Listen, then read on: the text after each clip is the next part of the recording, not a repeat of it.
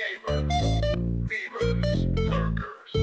Grab your snacks. The underdog, the legend in his own mind.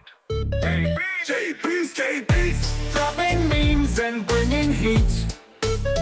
Jaybeazt, stream is starting, pull up a seat. Breaking news, trailers dropped. I react and maybe sound a bit shocked. New game hype, I got the tea. Call of Duty Battlefield, come watch me. Not a big shot, just starting out, but I'll hype your chat and hype my clout. My aim's kinda bad, my joke's kinda worse, but at least I never stream with rehearse. Jaybeazt, underdog with gamer streak. Jaybeazt, laughs, reacts, chaos you seek. Warning.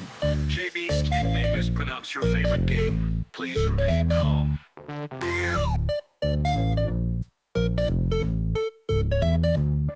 Chat's alive, memes flying fast. I may fail, but it's always a blast. Subscriber hype, not just some friends, but the fun and chaos never ends. Reacting, chatting, sometimes I play, even if I die in the first 5 minutes. Hey, new game breakdown, I'll nerd out loud, making jokes, looking goofy, maybe proud. Jaybeazt, underdog, but bringing fire. Jaybeazt, lo-fi beats, memes, and satire. Who's in chat? Beast back. What's the game? Total snack. Level up? Maybe not yet, but we laugh, we hype, you won't forget. Achievements, sure, but I miss a lot. Glitches, bugs, rage quits I've caught. But while the pros are flexing loot, I'm here, underdog with style and cute. Streaming news, trailers, reactions too. Sometimes I even know what I'm doing, kinda true. Chat laughs, memes fly, and everyone's hyped. Welcome to Jaybeazt, the underdog is live tonight. Jaybeazt, underdog, chaotic streak. Jaybeazt, gaming news, laughs, you seek. Not a pro, but never weak. Caution, Jaybeazt may mispronounce your famous pronounced game, or make you laugh uncontrollably. Stream starting now. The fifth out. What's up, everybody? Welcome to the midweek stream. I hope you guys had a fantastic weekend. I did too. It's been a very eventful weekend with a whole bunch of games dropping. Starting with Where Winds Meet, and then we had Call of Duty Black Ops 7 dropping, which has been very entertaining, to say the least, to watch the launch unfold.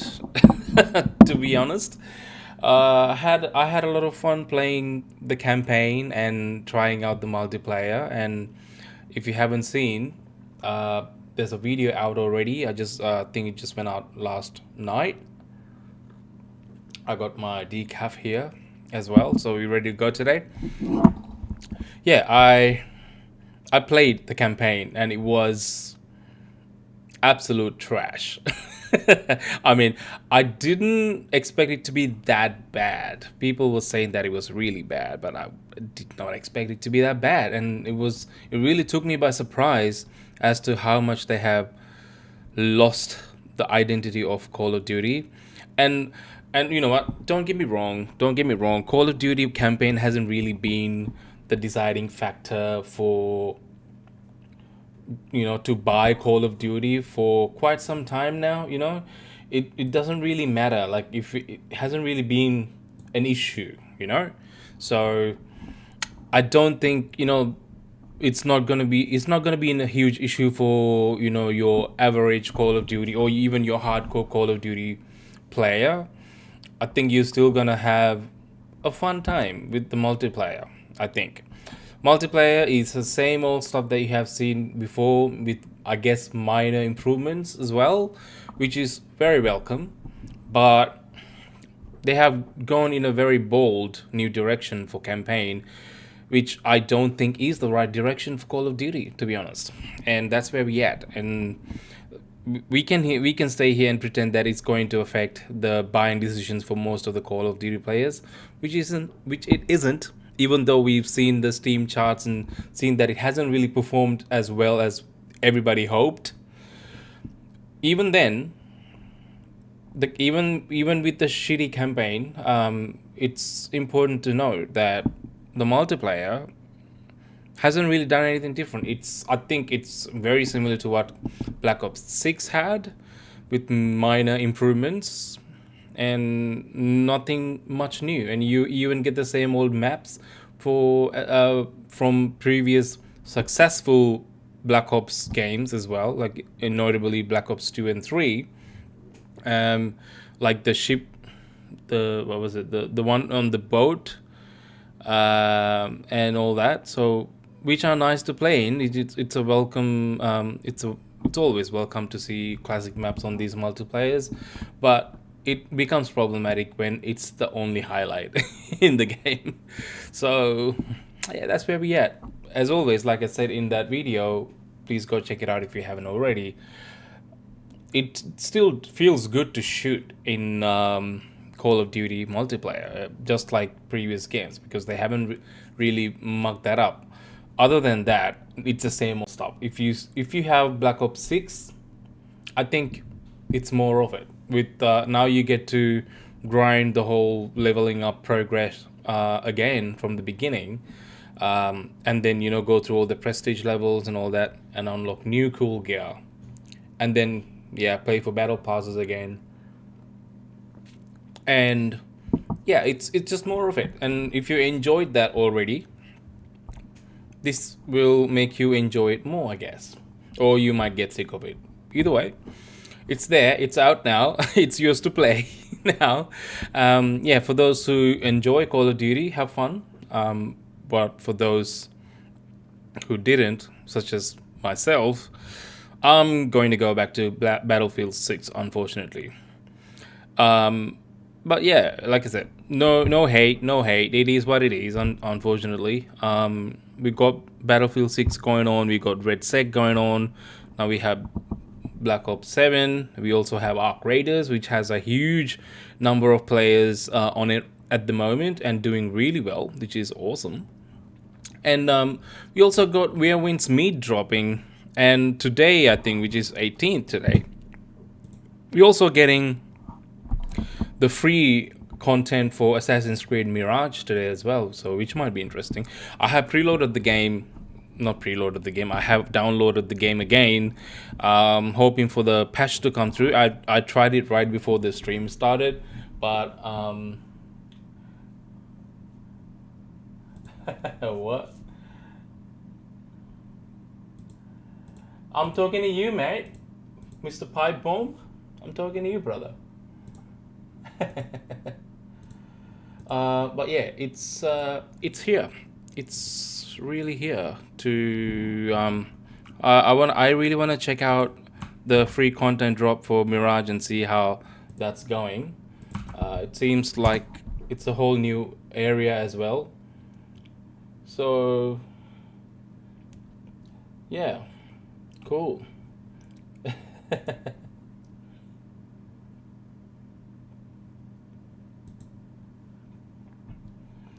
Pipe bomb. Also, you look awfully brown to sound British at all. I'm not British at all.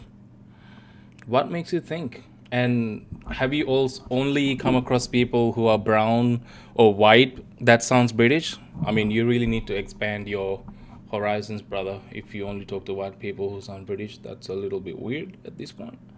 But I'm not British. I'm not British.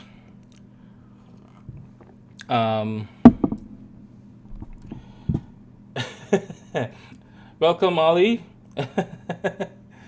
I know. I don't know who it is. It's probably some racist Kent just tuning into the stream and trying to get a reaction out of me. But anyway, we'll carry on. We'll carry on. It doesn't really matter.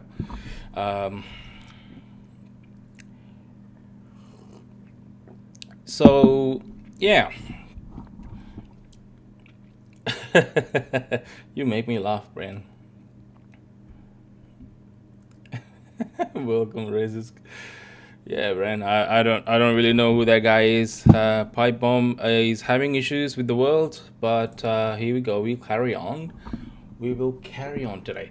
Anyway, so moving on. I have a news about I have news about Battlefield because we getting it seems like we're getting a major update for Battlefield 6, which is quite exciting. And I just saw the patch notes come through in their website, so I want to talk about that today, which will be exciting. Uh,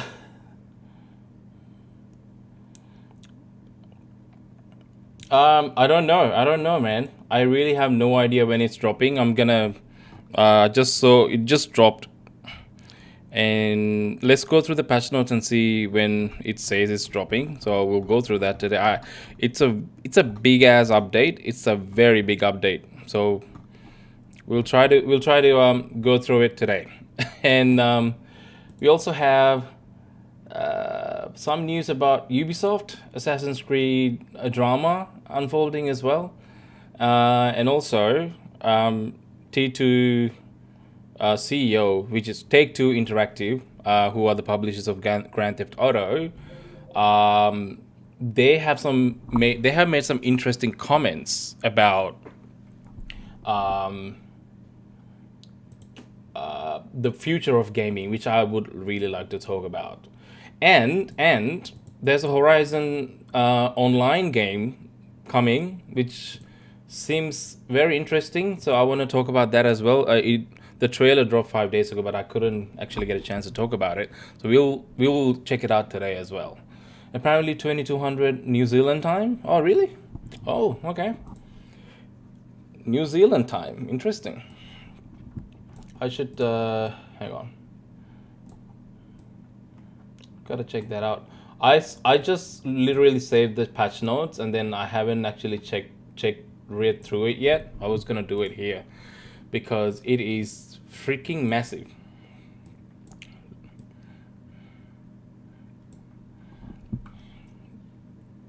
New Zealand is 2 hours ahead of us. Yeah, so that means it's dropping at night, 8 o'clock. Is it dropping 8 o'clock? Is that what it means? Let's go through it. Let's go through it. This is the update. I'll switch the. Here you go. This is the update.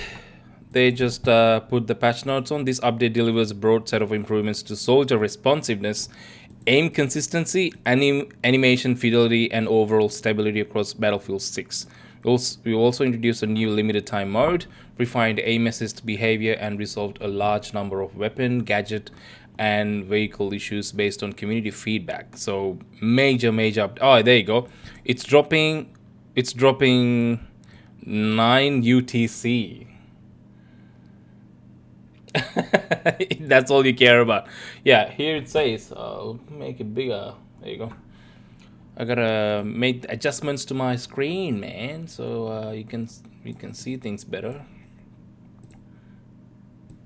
Make it better. There you go. Yeah, here you go. It says 9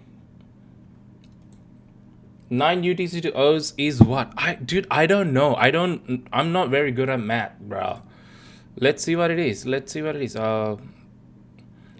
UTC. I'll just Google it in Oz time.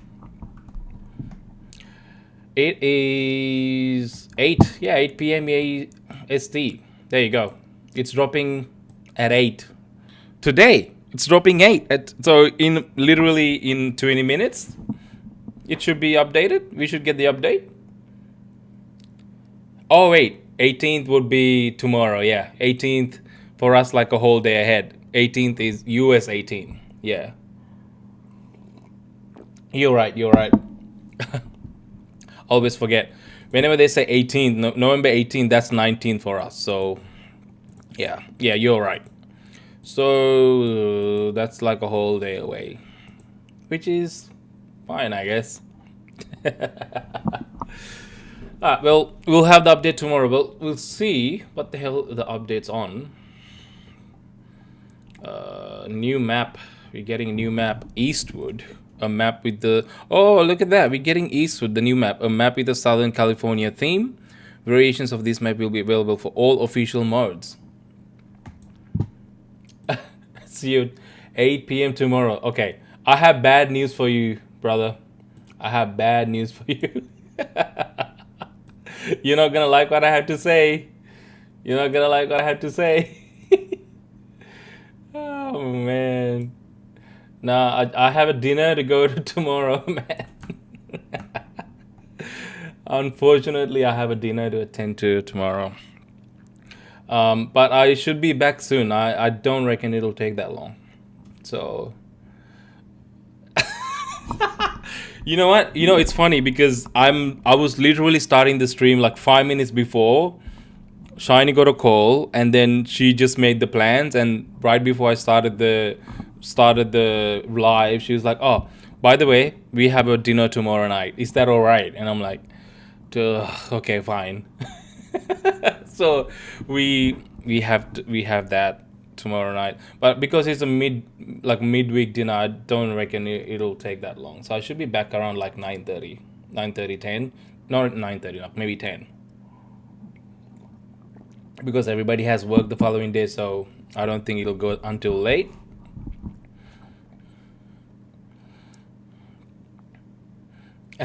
I can't say no to the dinner because we've been invited for it, and it's because Shiny's younger sister just came here, so it's like for her kind of. So that's why. So unfortunately, I can't cancel on it.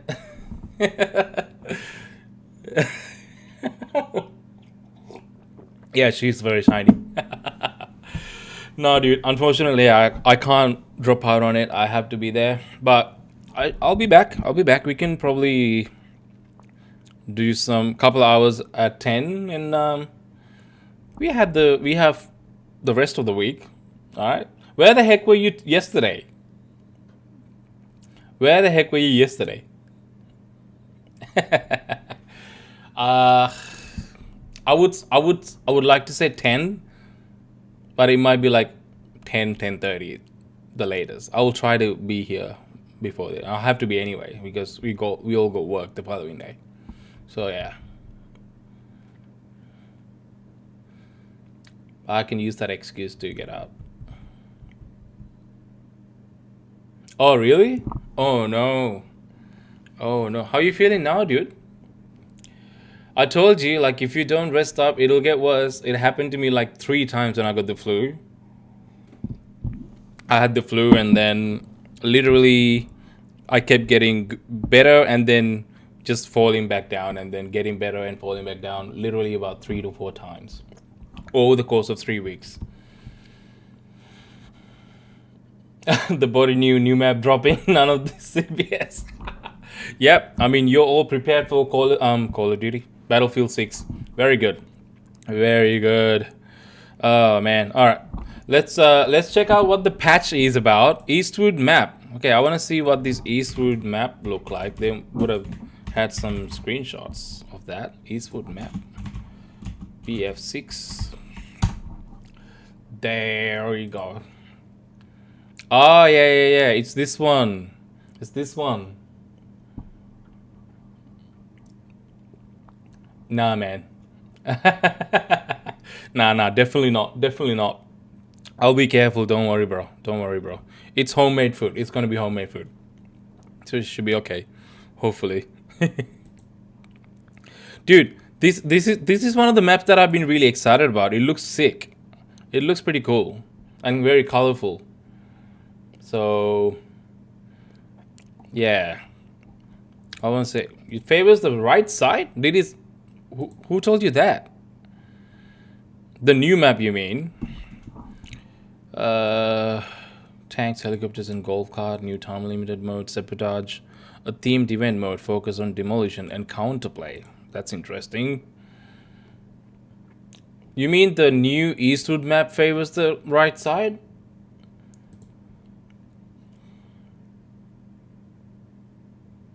Ah, you mean these ones. Is that the same map? I wasn't sure. New East, yeah, it's a large, instantly iconic war zone. It's apparently very large. I don't know whether it favors the right side though. You'll just have to play to figure it out. I reckon. Yeah, I mean, Zone Z in maps always pretty freaking hectic, and that's nothing new about. Yeah, it's like right in the middle. You know what I reckon? Playing escalation mode in this map would be really, really fun, I think, and really chaotic. Dude, we gotta play more chaotic, more escalation mode games because we haven't been playing a lot of those. But I think those would be like absolutely batshit insane. Instantly iconic Warzone I've been waiting for. Yeah, yeah. Can't make this bigger. Oh, there you go. Yeah, we got. I mean, we got. Yeah, this side is quite smaller, so it'll be a little bit easier for them to defend.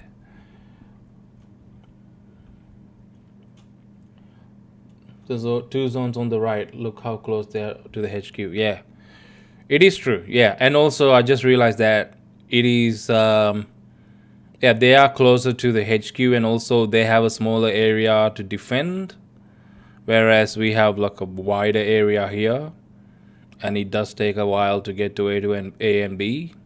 Yeah, you're right. It does favor the right side a little bit by the look of it, but what I'm not sure is this is just a flat map.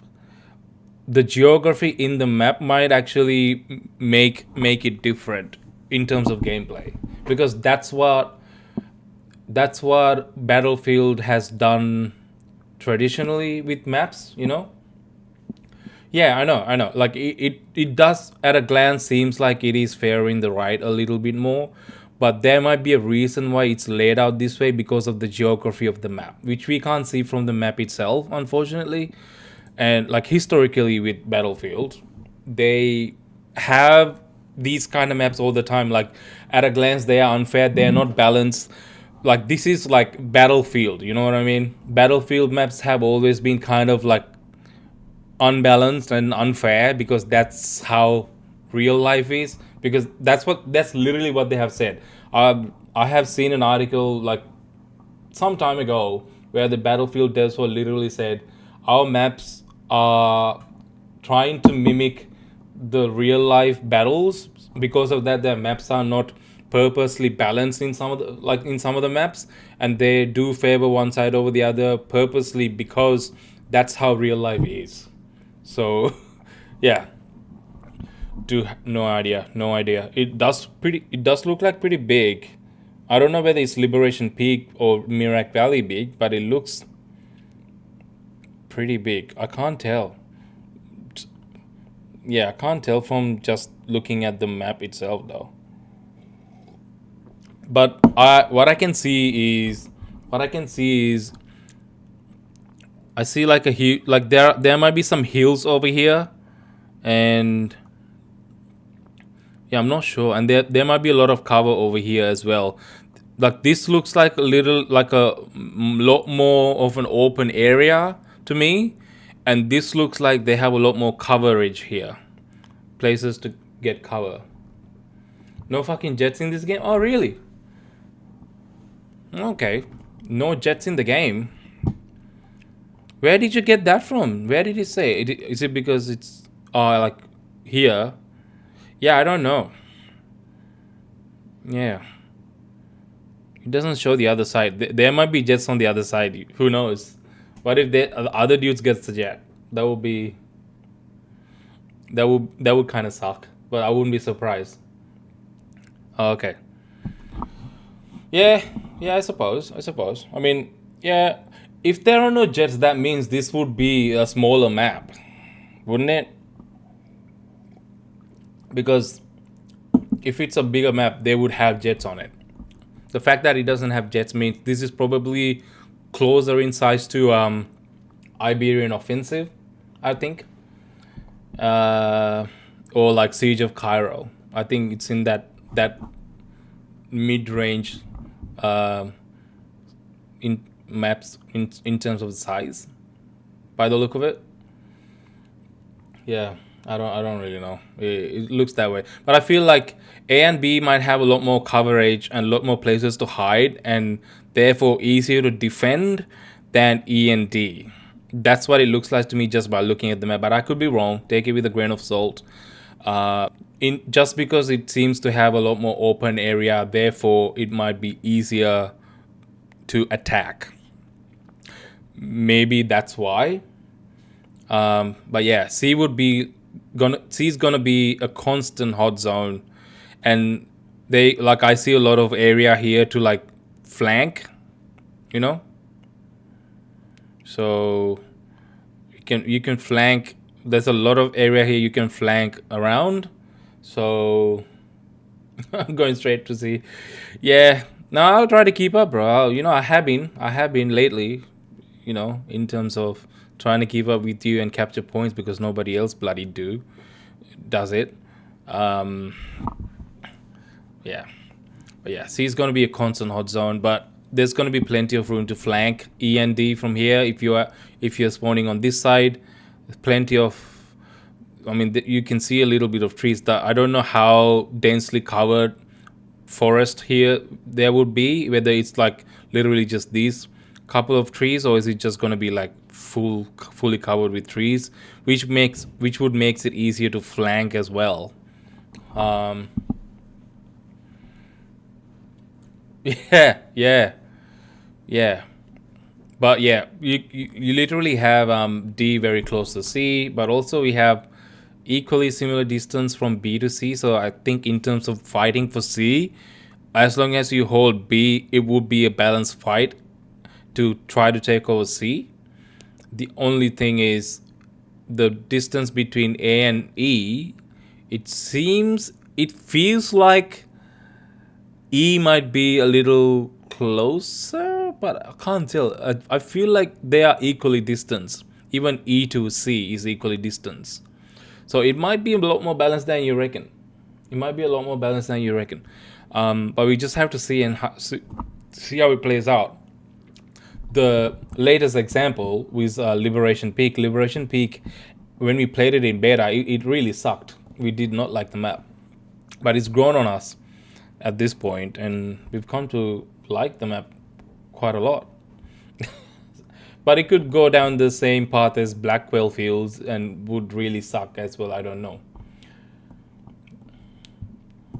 One thing for sure, ain't no way people will be imminent victory anytime soon. Holding 5 zones in this map impossible or hard as fuck.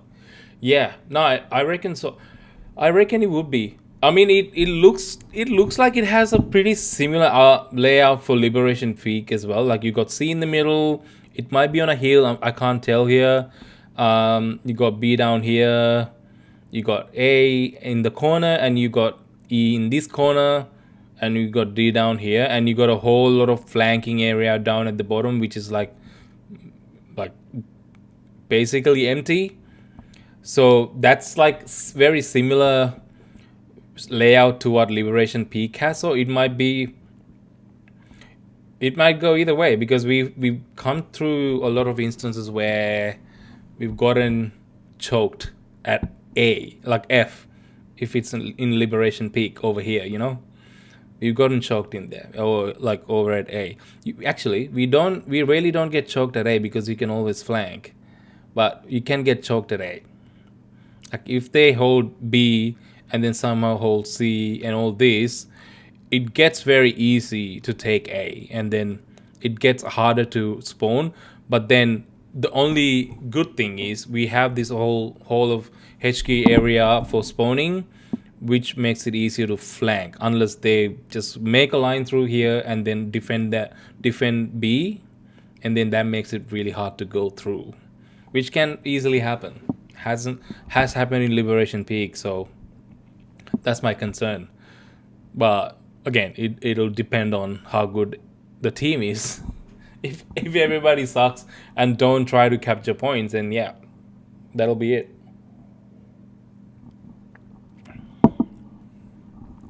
D&E, yeah. Yeah, exactly. Yeah, exactly. It'll be interesting. I think this will be an interesting addition, and it looks like it's a little bit more balanced than Blackfield Fields was.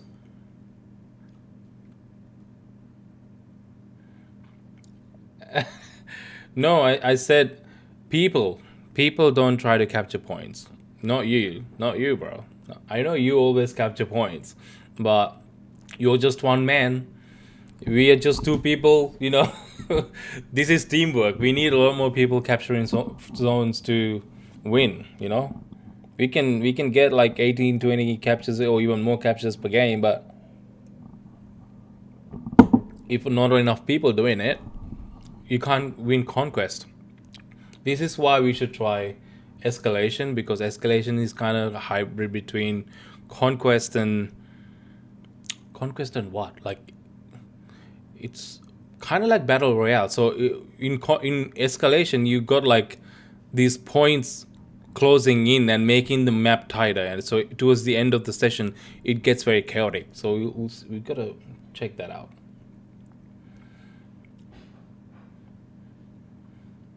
I'm just proud of you capturing points to top 0.1% now. Oh my god, really? Holy shit, there you go. There you go. Very good. Very good. Thank you. I'm proud of myself too. And that's all thanks to you, by the way. Shiny and shiny sister. Oh my god. All right. Let's see if we can get through this today, because I don't see if there's anything of note other than the new map. New time limited. Yeah, I do want to try the new sabotage mode, a themed event mode focused on demolition and counterplay. That sounds interesting. And we're getting new weapons: DB12 shotgun and M357 trade sidearm. Okay, not that interesting. Other than the shotgun, don't use a lot of sidearm. New feature. This gauntlet mode is for red sec. New feature: battle pickups. These powerful weapons will be available in specific experiences and portal with limited ammunition. But do you remember battle pickups? Here you go. Sorry, I forgot to change the screen. Do you remember the battle pickups? Do you?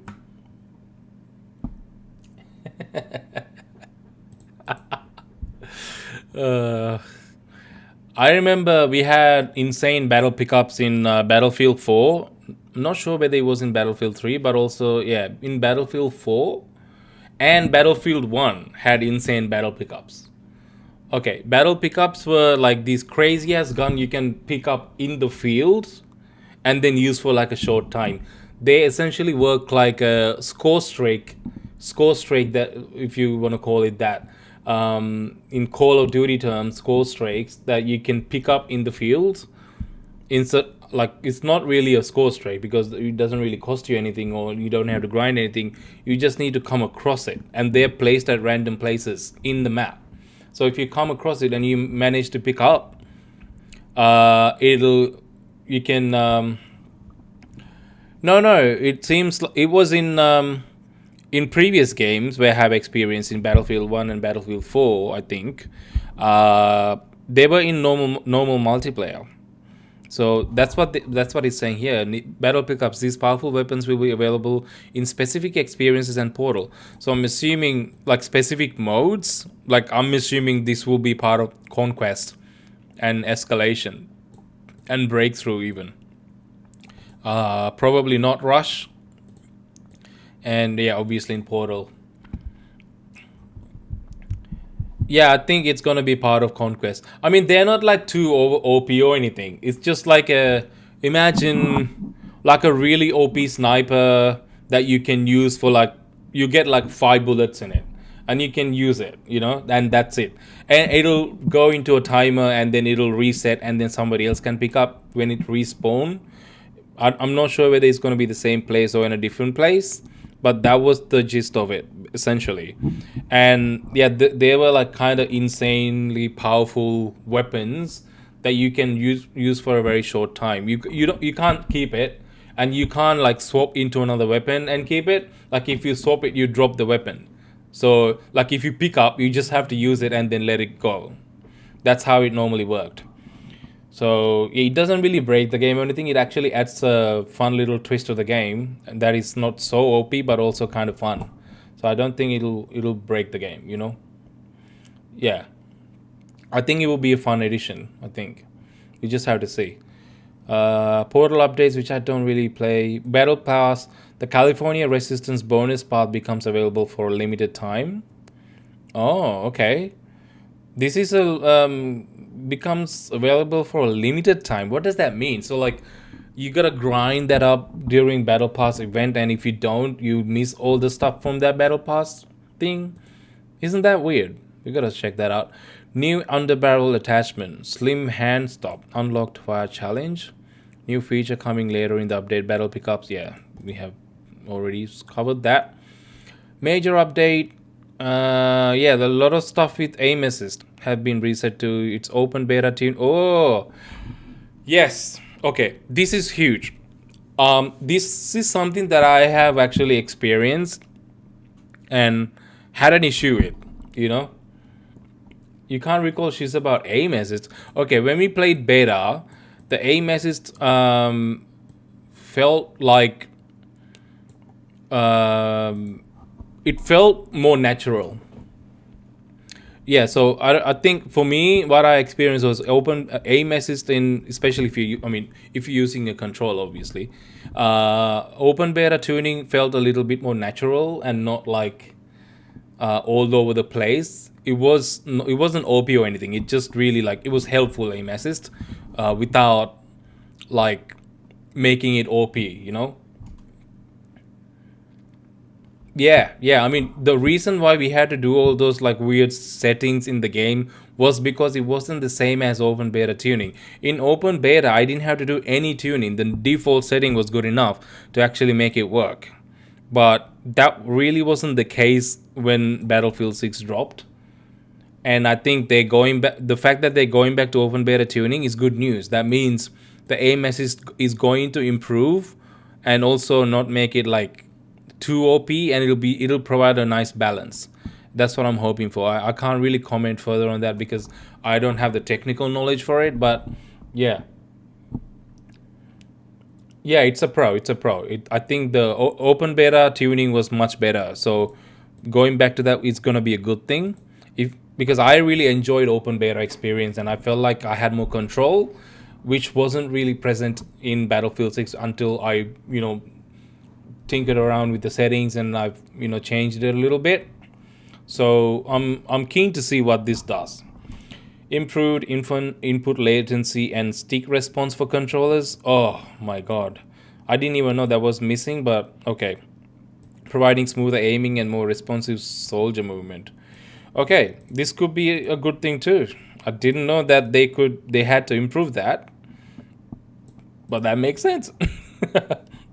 this could this could this could be directly tied to aim assist as well, actually. Weapon accuracy and dispersion tuning. Oh, this is the bloom you're talking about. Fixed unintended weapon dispersion, increased rates, and improved non-recon sniper rifle accuracy, while globally reducing dispersion across all weapon types. Finally, we're getting a patch for the bloom.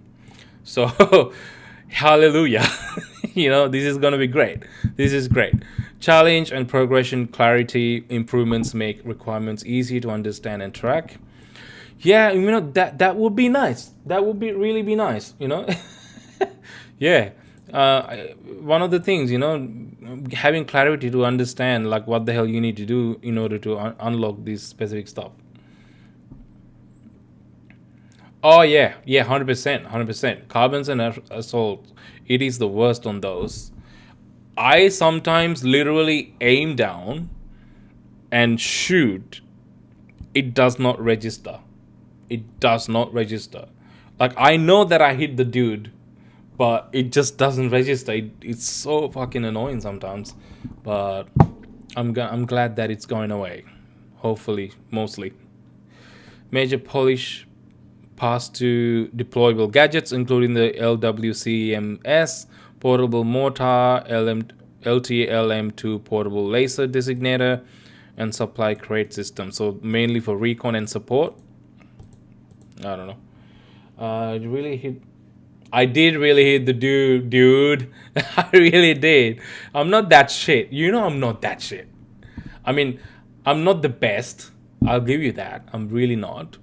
But I'm not shit. I'm better than most. We constantly end up in the top tens, you know. Come on. Come on. Come on. Doesn't have a second backup gun beside his, because I'm loyal to my gun, dude. Unlike you, I'm not a weapon whore. I stick to my gun. I stick to my gun. Alright? Okay, you can't say nothing about that.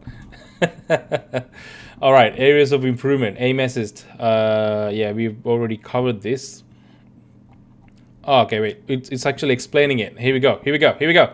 Are you ready? Are you ready? As we got closer to launch, we revisited AMS's tuning based on internal testing and the full range of maps and combat distance coming with release. Our goal was to make AMS's feel more effective beyond mid-range fights, which was one of our focuses within Battlefield Labs and Open Beta. At launch, we increased slowdown at longer ranges, but once the game went live, we saw that this made high zoom aiming feel less smooth and harder to control. This is what I said. This is what I experienced. After reviewing player feedback and gameplay data, we are reverting aim assist back to the values some of you experienced during Open Beta and Battlefield Labs. This will now serve as the default, while still providing you with the ability to alter the aim assist to your preference and play style via settings. This change keeps aim slowdown consistent across all ranges, helping with muscle memory and providing a steadier, more reliable feel as we move into the future seasons. Well, you don't have to change the settings. You just have to put it to default, and it should be like enough. I think that's the reason why they're doing it. Like you won't have to tinker with it. If you enjoyed open beta tuning without having to like muck with it, which is what I enjoyed as well. Like open beta felt really good in your hands, like the combat and the control, which is the default, which is what they're going back to. Which means if you just reset your controller tuning back to default after the update, that should be enough. You won't have to tinker with it. Yeah, I mean, yeah, obviously, if he still kind of feels shit, then yeah, you might have to change a little bit. But I think it should be enough. I think there might be some getting used to as well, because we're not so used to playing with the current settings. So when you revert it back, it might take a little, like couple of matches to warm up to it and get that muscle memory back. But after that, I reckon it should be fine. Uh, what else is here? Fixed an issue where setting stick acceleration presets are standard. Would set the aiming left, right. Okay, so they're getting more technical with it. Fixed joystick aiming input behavior. I don't know what that means. Added a short sprint restart animation when landing from small heights. You can't remember where the settings came from. It's all in controller settings and controller under controller tuning. I'll show you, bro. I'll show you. Don't worry. Fix the divining. Wait, what? Divining? What the hell? Fix the diving loop when entering shallow water. Okay. Oh, okay. Interesting. Looks like they're getting ready for some water maps. That would be nice. Fix an issue where a dragged player could face the wrong direction if turning quickly. Well, there's a lot of like small little fine tuning here, where weapons could become invisible when crouching before vaulting, bouncing behavior when landing on objects, edges, broken ragdolls when killed on ladders. Yeah, that's nice. We have you had the ragdoll issues? There was supposed to there was supposed to be two grenades. Wait, did I miss that?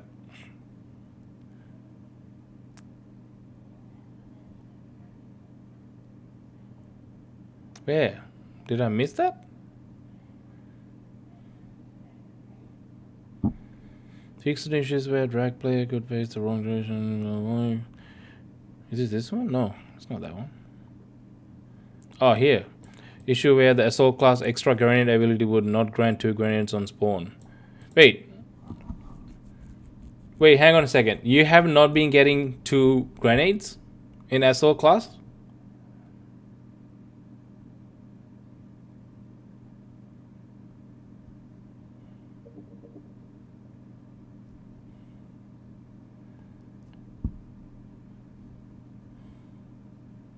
Ah, yeah, okay.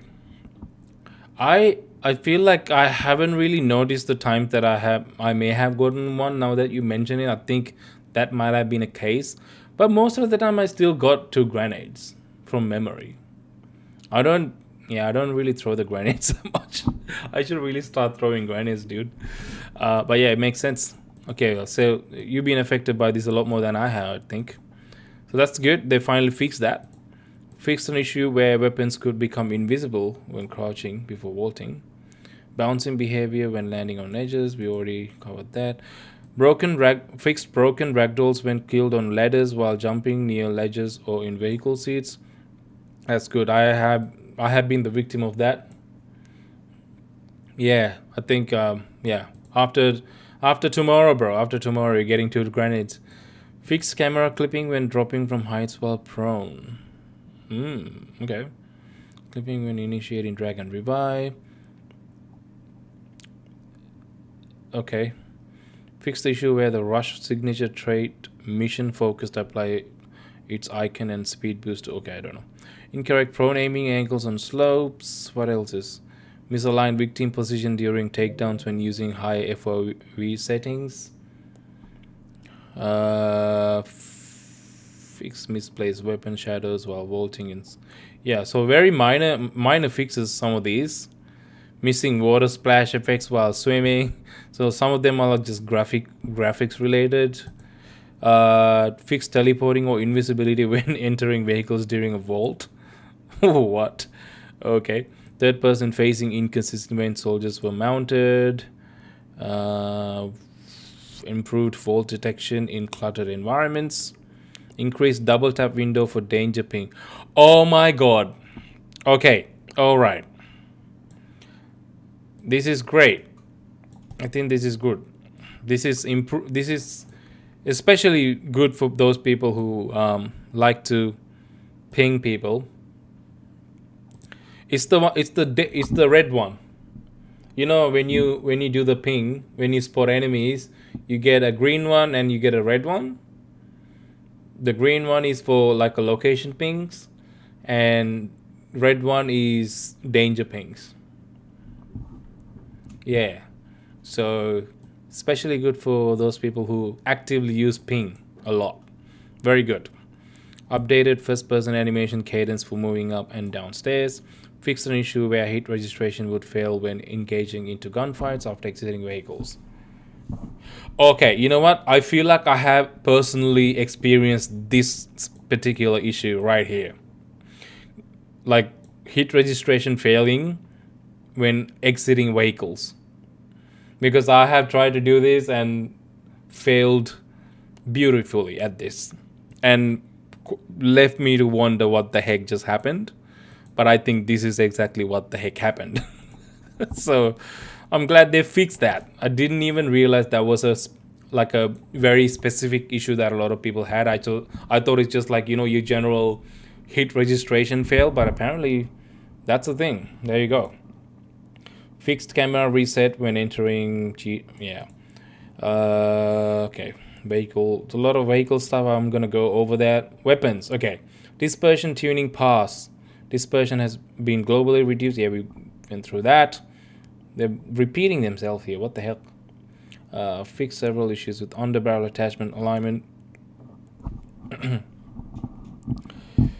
SV98 displayed lower damage stats when equipping the 5MW red attachments. SU230 variable scope lacked a smooth transition. There you go. Fix the issue where 2 green laces for the DRS shared identical hipfire stat boots. There you go. Fix an issue in third person where mini scout code clip. Animation and posture issues affecting the PSR. Increased weight of long-range performance in balanced automatic weapons, PW7A2 and KV9, with minor adjustments elsewhere. Reduced recoil and variation for LMR27, M39, SVDM for improved long-range reliability. I think these are the snipers.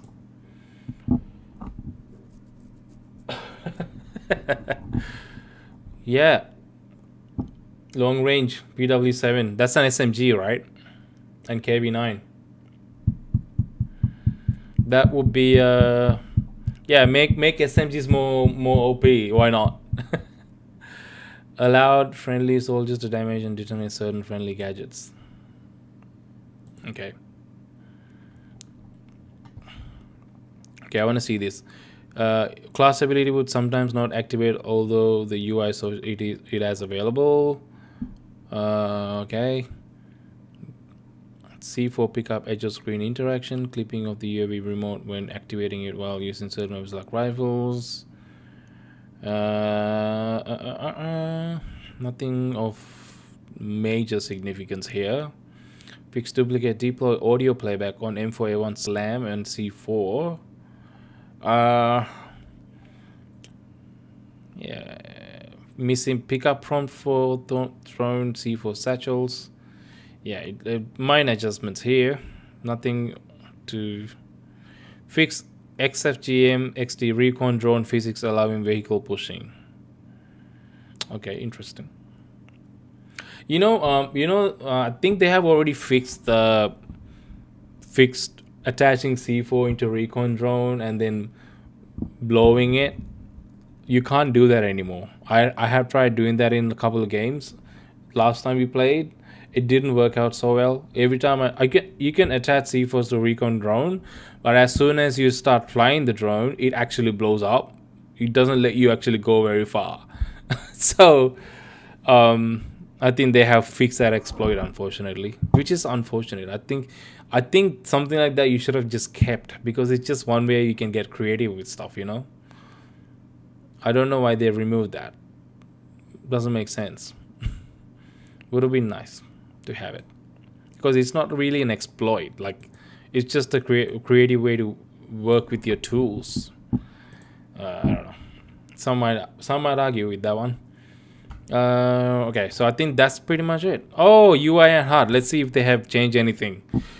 I have some issues with the UI and HUD. Added a message when attempting to change stance without sufficient space. Down players now appear in the kill log in modes using the crawling down state. Okay. Extended top UI on strike point to show detailed alive, down, dead player counts. Okay. Fixed incorrect assault training path icons. There were incorrect assault. Okay, I didn't know that was there. Incorrect color usage on squad mate health bars. Missing tool tips and UI prompts across tutorials. Missing XP tracker icon at level 3 when using field upgrades. Kill confirmation indicator now displays if a victim bleeds out after being damaged by the player in modes using the crawling down state. Oh, okay. No, that's okay. Non-squad friendlies now display a thank you subtitle after being revived. Okay. Okay, yeah, didn't really pay that much attention. Okay, so it's just HUD updates mostly.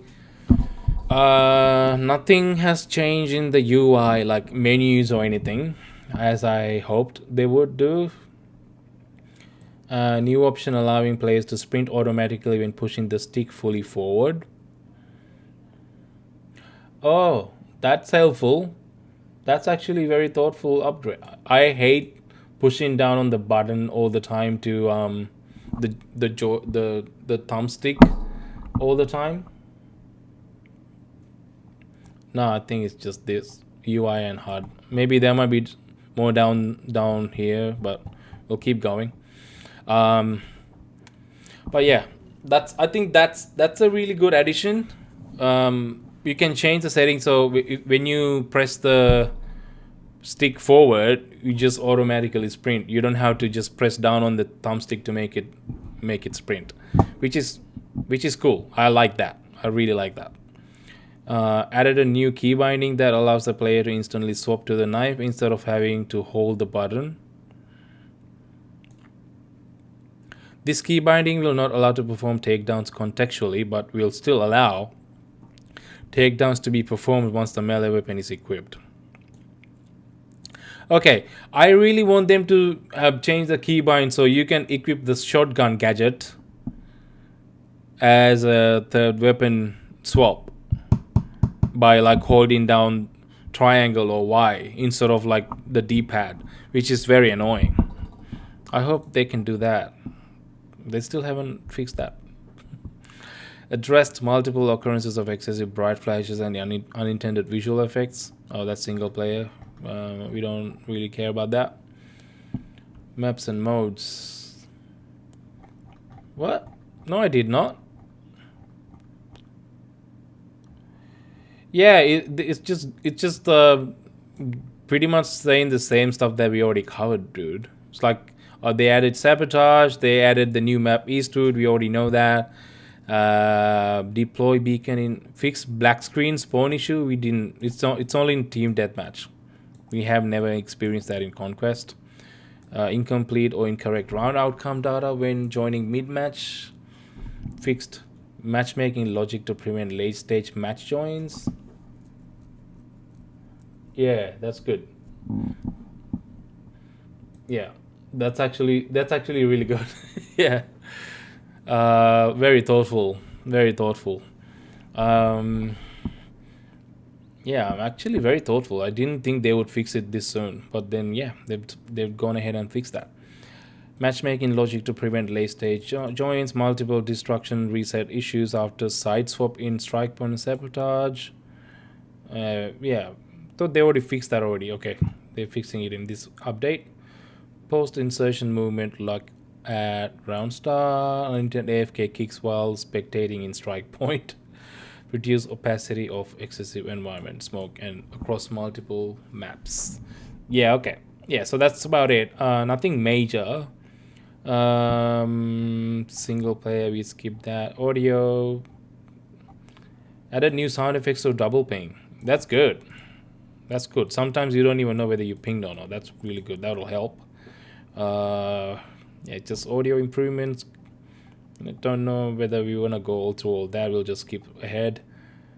Hardware. Fixed an issue where frame rate would be capped at 300 FPS with NVIDIA cards. I think I'm okay with that, to be honest.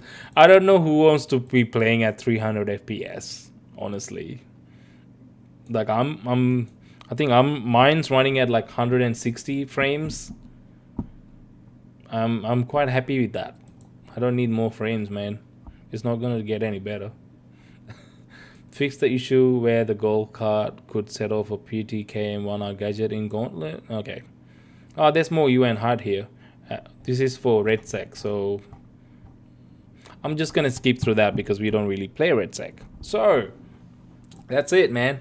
I think that's a pretty hefty update and a welcome one nonetheless, which is going to be fantastic. I think I'm really excited to try out the new controls and the new map.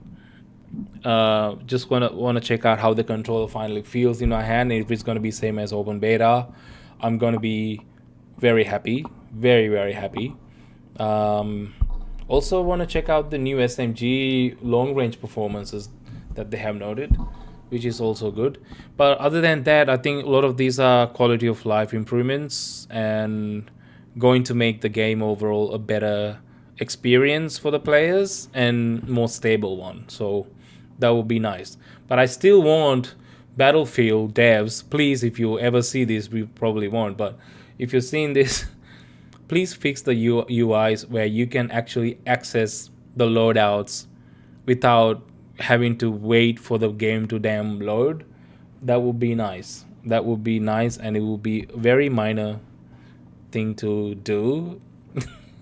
You know, as of right now, you just gotta wait for each game to load, and we can't do anything until then. Sometimes, if you're waiting for a bunch of players to join, sometimes it locks you out. Maybe that's fixed now, but still, It would be nice to be able to access the loadout or check out the loadout while you're in the game as well, which you can't do unless you redeploy or like you respawn. Some of those minor things, not game breaking things, but it would be nice to have, nice to fix those. What else? I think that's it for me. I think I'm happy if that change comes through. If you have any, do you have any, Ali? Have you got any complaints? It's time to let the devs know, bro.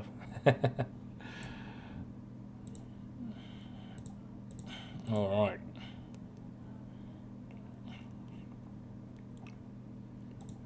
He just won the 2 grenades. Yeah, that's it. That's it. All right. You want to check out the Horizon new game because that's come up.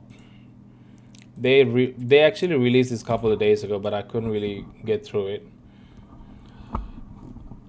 Those rooftop campers sorted. Yeah, I think they did fix those exploits. I don't know. I didn't see, like, especially in Iberian Offensive, getting on those rooftops, and also in Siege of Cairo. I don't know whether you can do that anymore. Maybe they have fixed it because I haven't really seen them come up. Last time we played, maybe we didn't play enough games. So we'll see if they fixed it. But I think they might have already fixed that in the last week's update. Or maybe I might be wrong. I will see.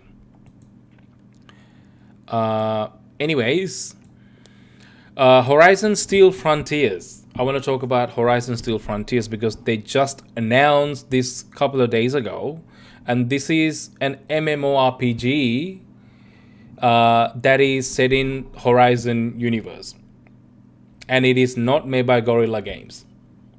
That's the funny thing, and I think there's a lot more focus to capture the mobile players as well as the Asian market with this game, because while it is set in Horizon universe, it is a very different looking game.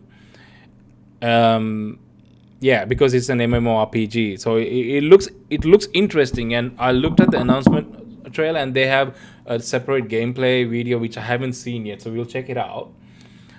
But from the snippets I have seen, it looks pretty impressive. The fact that this is also running on mobile as well. So keep that in mind.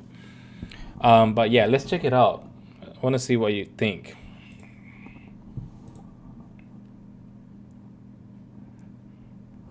NC presents. NC, not Guerrilla Games.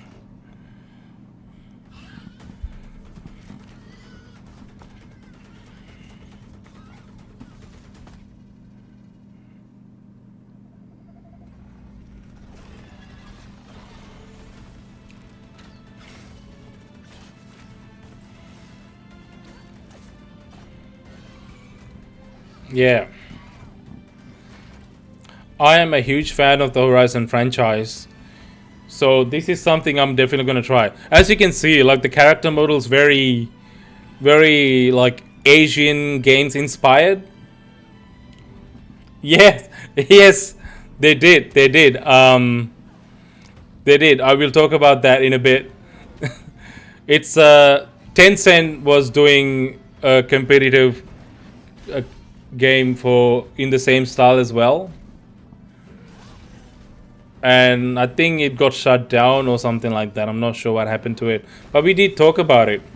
What is it called? I forgot what it was called.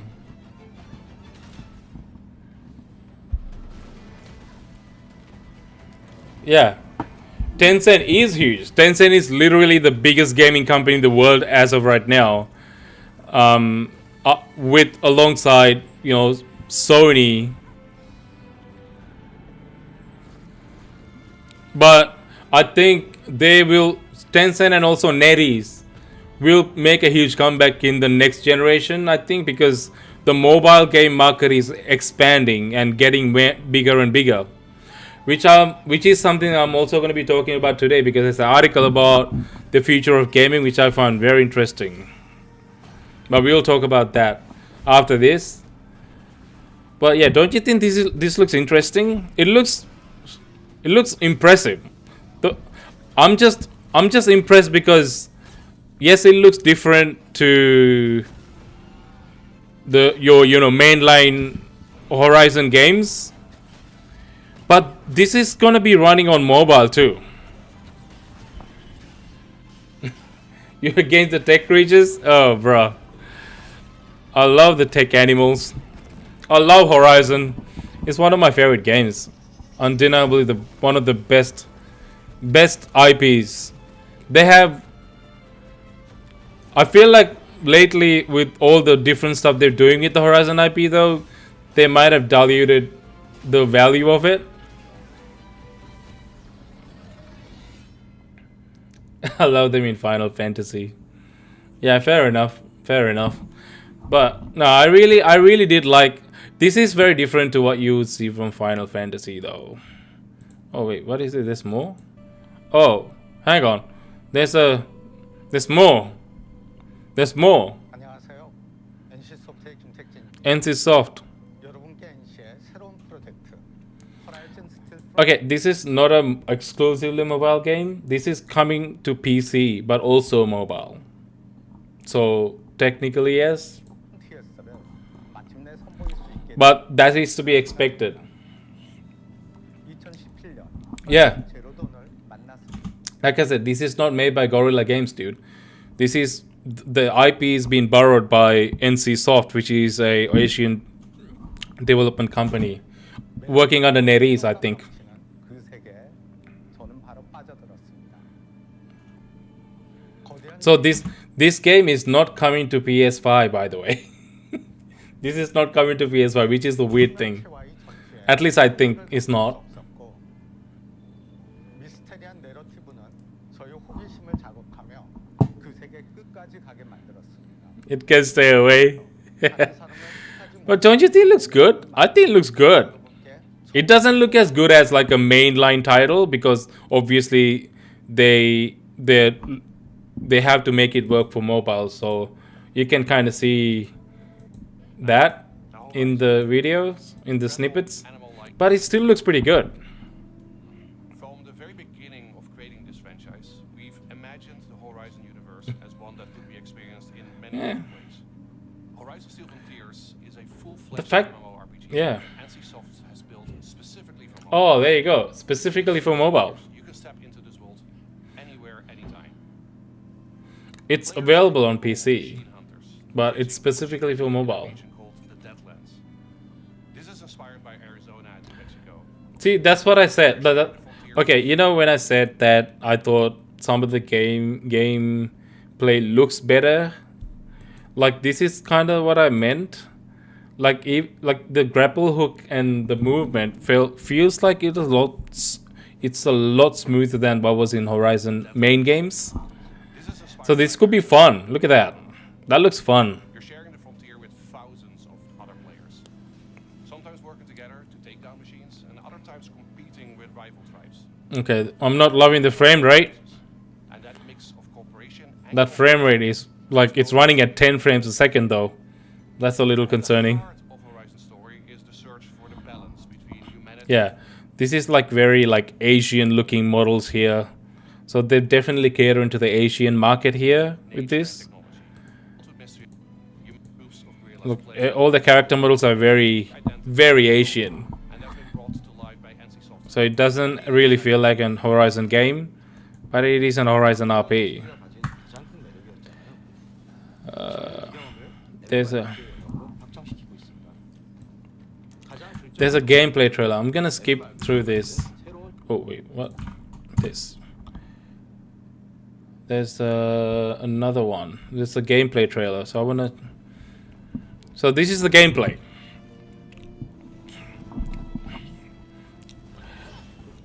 Sometimes looking at it, I can't believe this is actually gonna be running on a mobile. It looks so good for a mobile game. This is what I mean. Like mobile games are getting bigger and bigger. Where Winds Meet, which just dropped a couple of days ago, is also a mobile game, which is available on PC and consoles now, but it is also working on mobile, and a huge number of players are playing games on mobile now. And I'll show you the article that I'm going to be talking about in a minute. But apparently, the next year, revenue from mobile games expected to be about nearly $200 billion, which is about a 5% increase from this year. Whereas from consoles, it's only about 100. So the revenue that the devs are getting from mobile games is a lot higher. So they're taking off.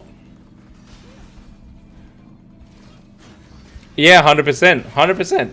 It is true, and that's one thing too. But also, most of these games that are coming for as mobile games are free to play. Even at the level of Where Winds Meet, which is a free to play game, they'll earn they earn back money from cosmetics, and I'm assuming this might also be a free to play game, the Horizon Steel Frontiers. 100% it will have to be after the success of Where Winds Meet, because that is kind of the expectation. Even Game of Thrones Crossroad, I think Crossroads it was called, that just dropped a few months ago, free to play game on mobile.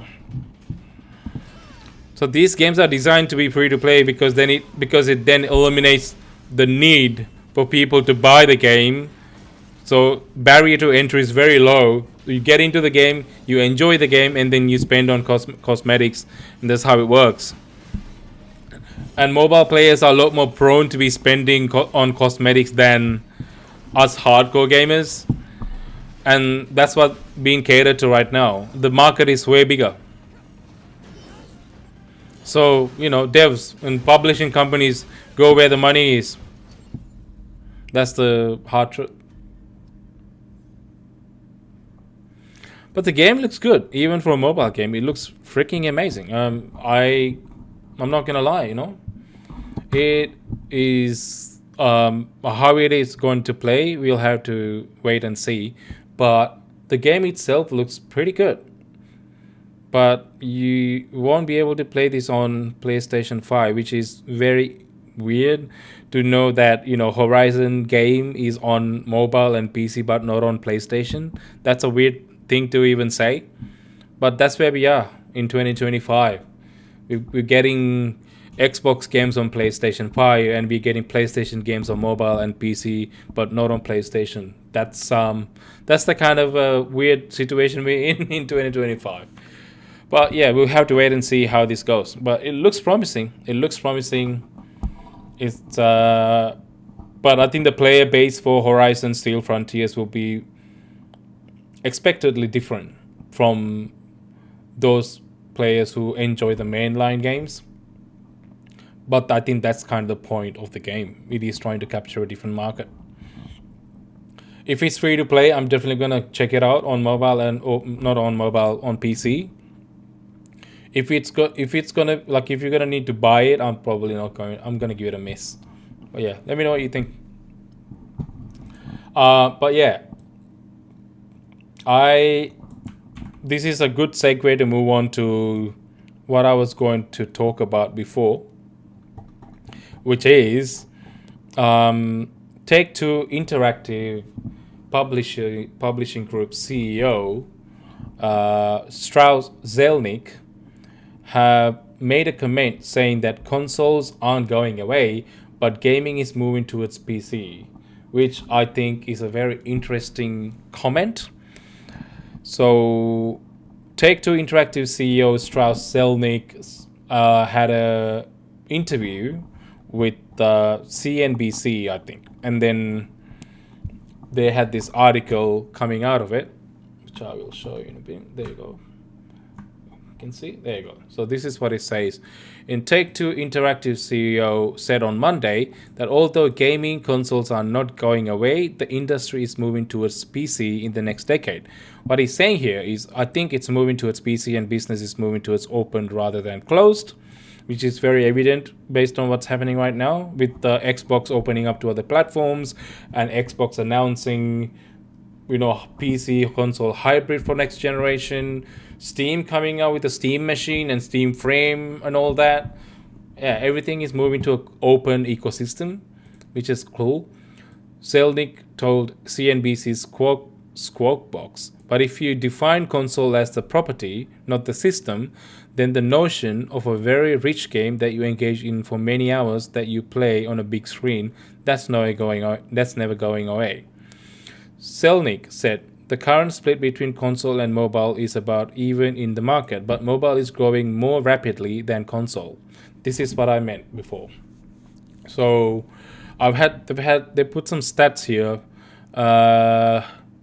Although gaming giants like Sony's PlayStation and Nintendo have remained focused on traditional consoles to major success, rivals like Microsoft's Xbox have hinted at more PC-based gaming for the next generation of hardware, and also Steam, like I mentioned before.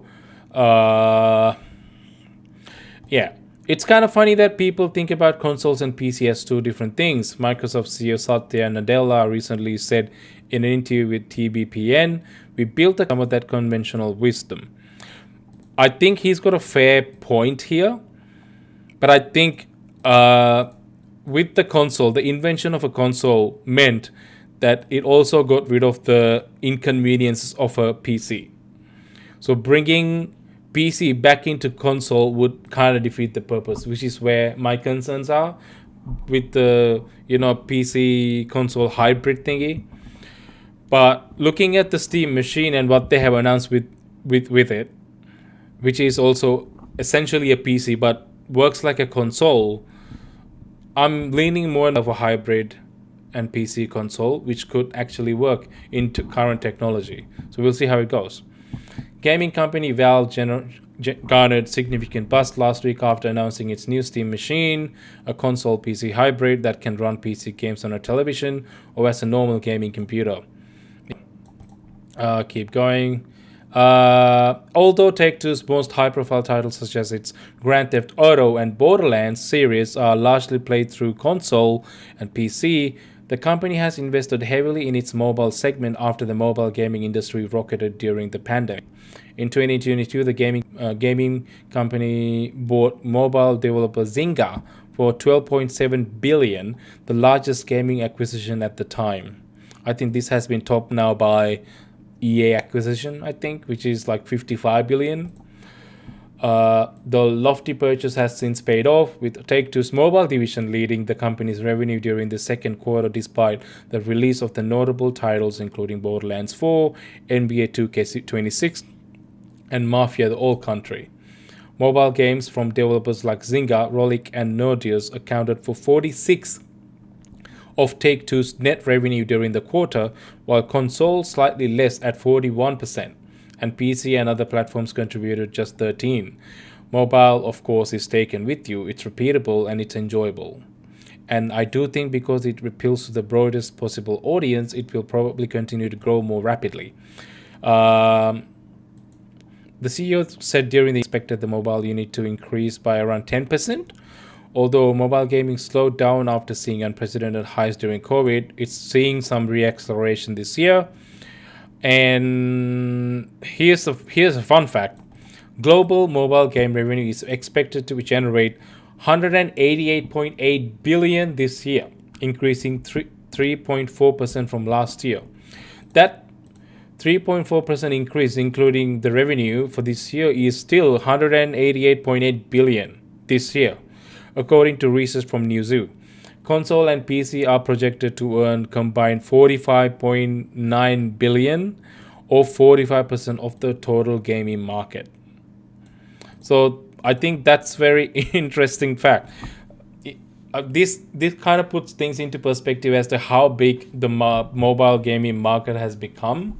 This is the reason why even gaming companies like Ubisoft have now started to dip into the mobile market with introducing their biggest IPs like Assassin's Creed into mobile versions and like dedicated mobile game versions. I don't know if you remember, they were making a mobile Assassin's Creed game which we even got to see snippets of and looked really good, but it kind of gone away. But I think it'll make a comeback eventually soon, I hope. But this is why that's happening, because the mobile game market is big and it's no longer playing Tetris and Candy Crush on mobile anymore. It's actually playing serious games like this, like RPGs and stuff on a mobile. And yeah, the fact is, yeah, you're gonna need to have your latest phones like strong, like graphically supported phones. Otherwise, it will suck. It won't be able to play. But if you have like new phone, these games can run now, and they do look impressive.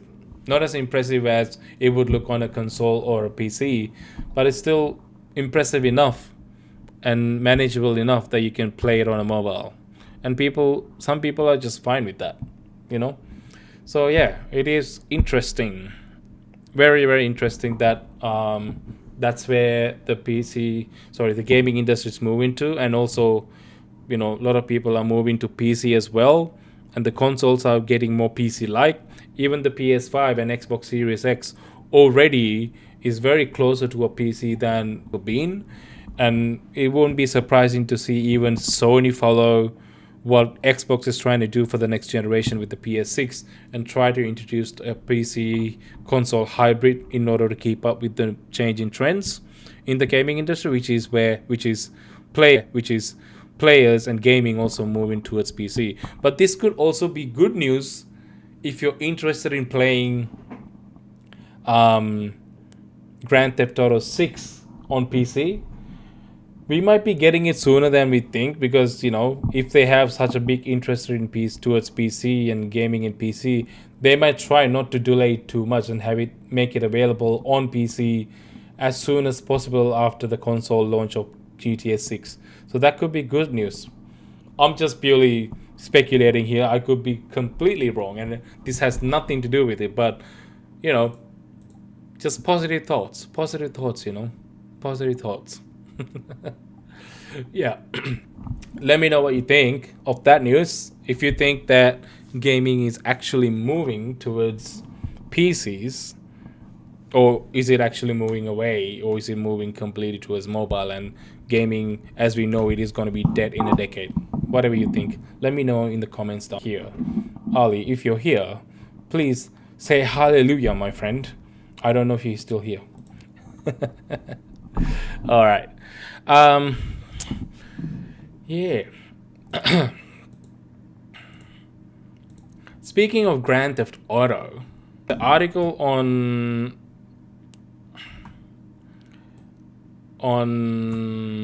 Insider Gaming,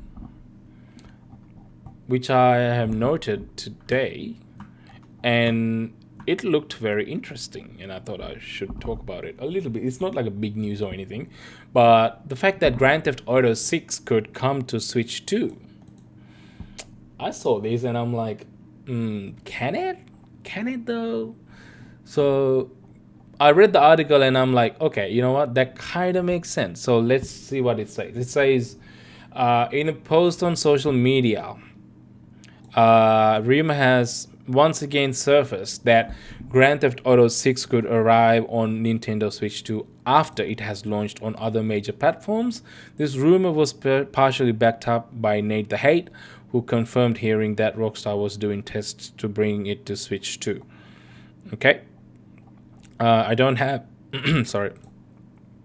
This is the original... What? Refresh your... Okay, here you go. So this is the original post by Nash Weedle. It's in a language I do not understand, unfortunately. But can I translate it? Do Google have translate? There you go.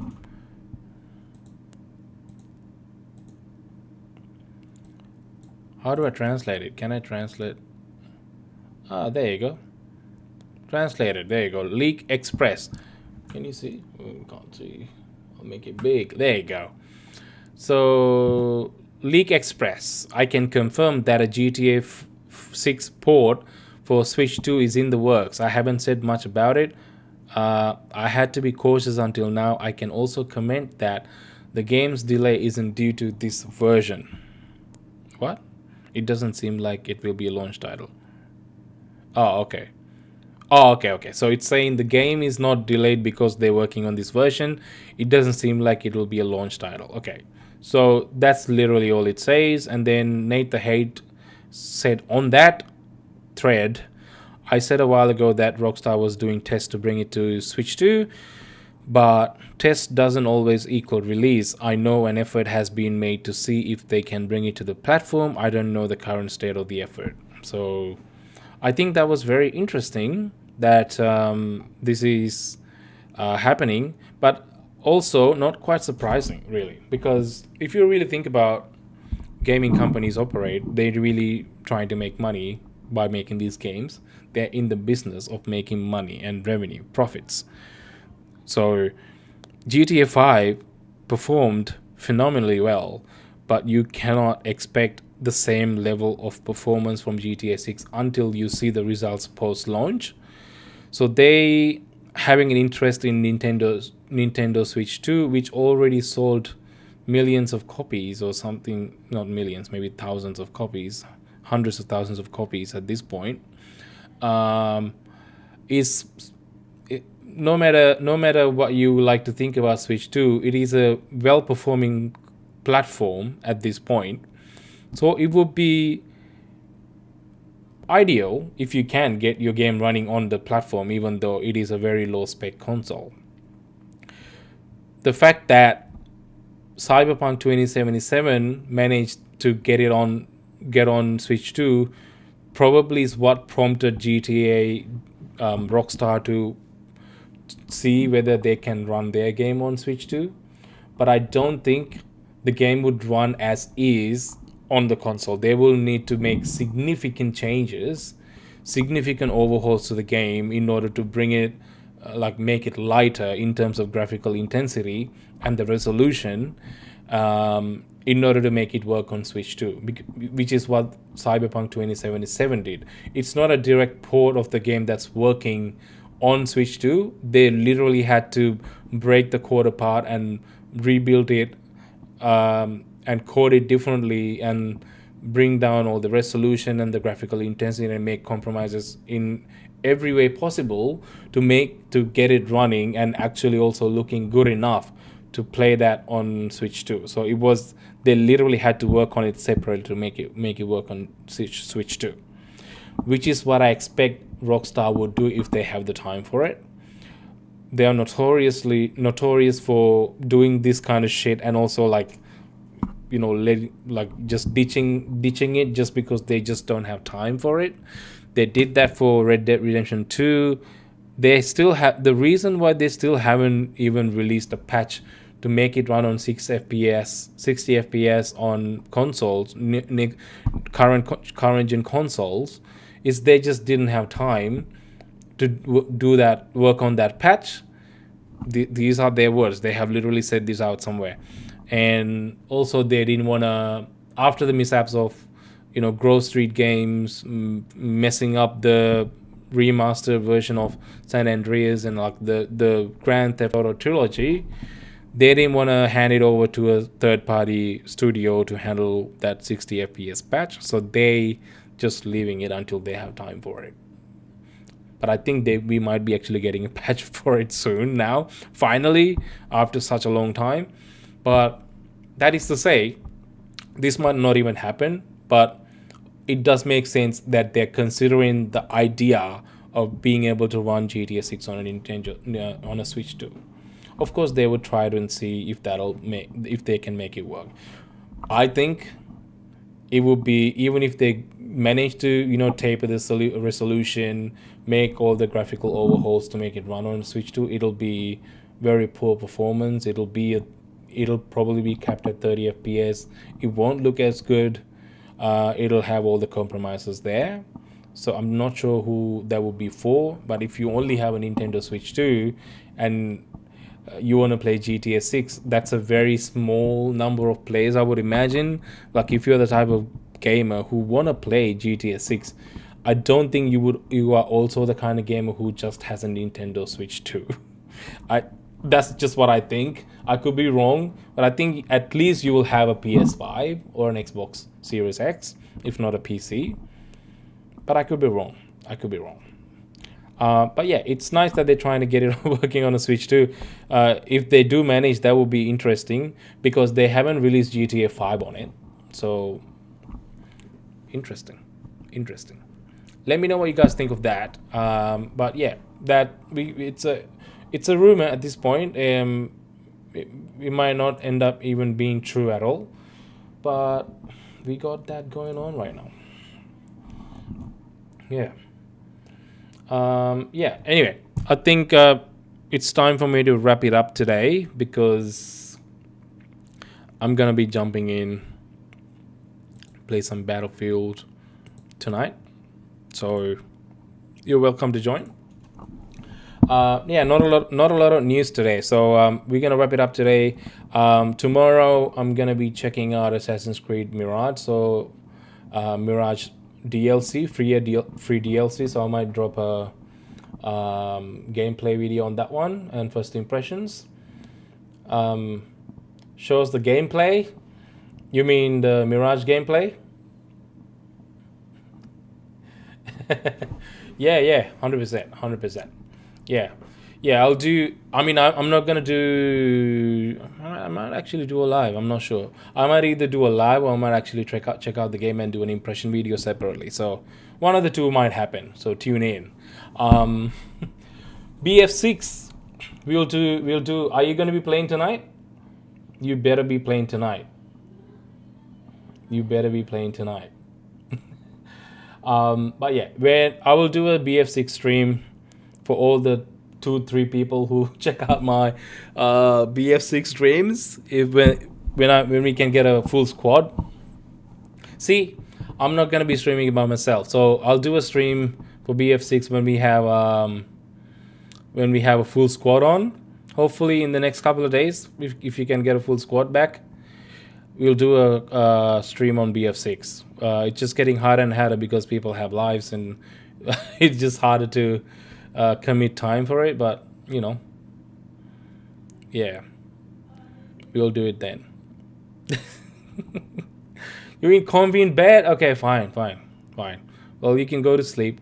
We'll do a Battlefield stream when you can play. All right. If you're here, we'll play. Yeah. I mean, we're gonna be doing it tomorrow. So tomorrow we can check it out. In firing up the plasma. Yeah, fair enough, dude. Fair enough.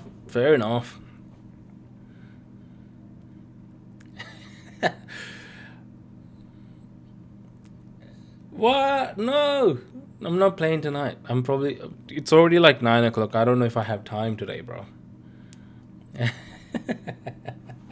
No, let's see. I might do like a 1 hour. It's not gonna be long. That's the thing. This is the reason why I don't stream that much, because unless I'm in like a long session, it doesn't really matter. Let's do it. Let's see. Alrighty. I'm gonna wrap it up. I'll see you again on Thursday, and hopefully 5 minutes before his stream, the dinner gets made. I know, right? It is very sus. I'm making excuses, bro. Hopefully on our next stream we don't get some racist cans dropping here, saying random BS. That would be hopefully not. Yeah, I don't mind. It is very hilarious when that happens. Not the first time. But yeah, thanks for tuning in, man. I'll see you on Thursday, if not before. Actually, I'll be talking to you tomorrow anyway, so I'll see you tomorrow.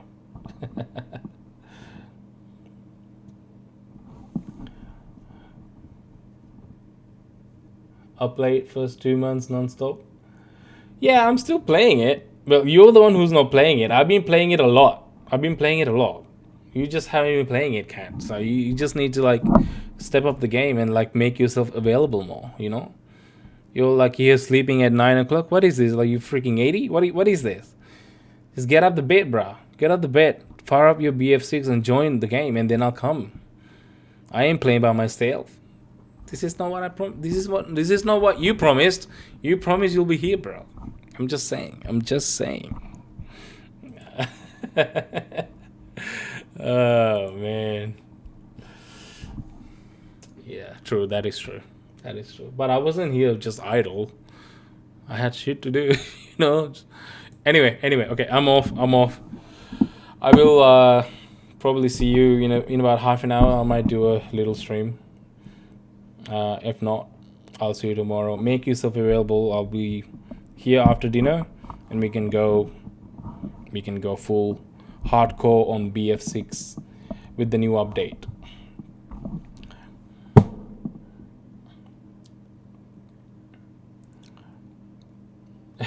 Long as we can, yes.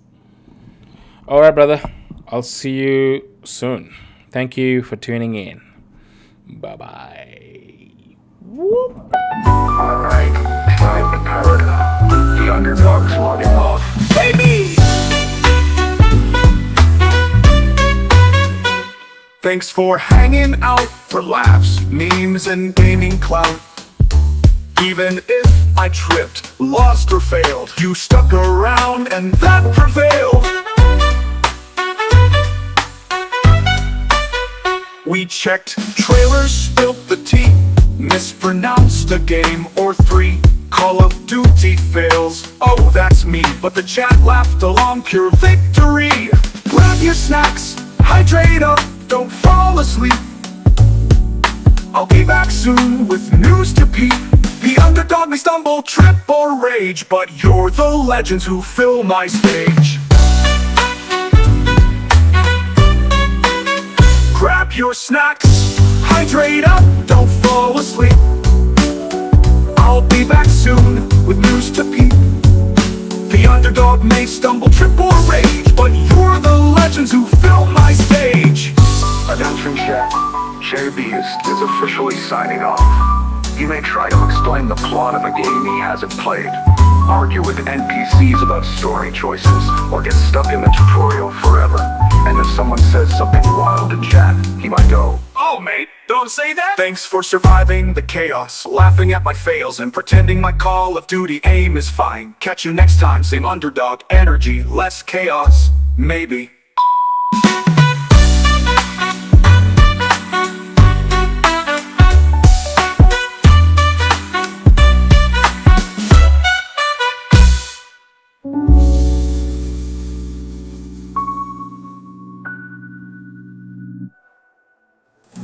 But thanks for surviving the chaos, laughing at my fails, and pretending my Call of Duty aim is fine. Catch you next time, same underdog energy, less chaos, maybe.